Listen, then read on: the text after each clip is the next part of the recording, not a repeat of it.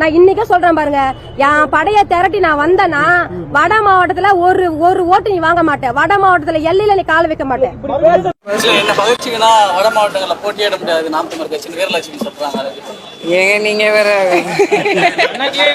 ரொம்ப மனசு வருத்தமா இருக்கிற சூழல் ஏதாவது இருந்ததுன்னா அந்த காணொலியை போட்டு சிரிச்சுக்கிறேன். நாங்க பெண் வடிவியலை பாக்குறோம். இதெல்லாம் நடக்கிறதாங்க. நீ யோசிச்சு பாருங்க.